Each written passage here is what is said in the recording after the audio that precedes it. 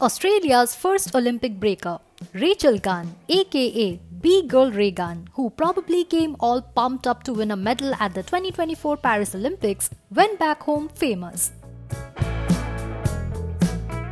But as a meme, not as a winner.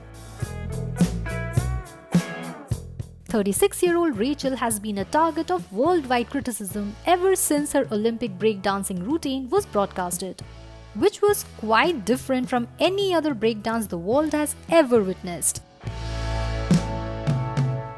Rachael, in the words of netizens, hopped like a kangaroo, rolled around the floor in a disjointed way and resembled a T-Rex at times during her routine, which confused and amused everyone.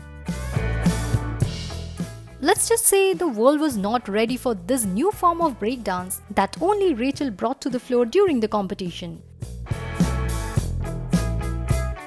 And not just the audience, but she also failed to win over the judges as she lost her 3 round-robin contests in the competitive form of breakdancing on Friday by receiving 0 points. Clips of Rachael's performance are now all over social media platforms, with people wondering how a routine like that could make it to the Olympics. However, Rachael told ESPN that she has no qualms about the performance. She added that all her moves were original and that she was trying to be as creative as possible.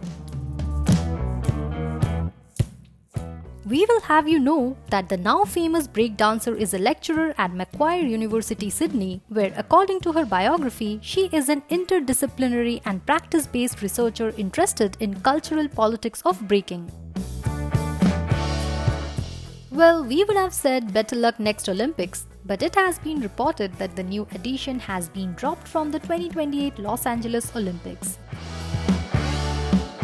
So that's that. What are your thoughts on Rachael's breakdancing? Share your views in the comments and do subscribe to Shosha for more on what's trending.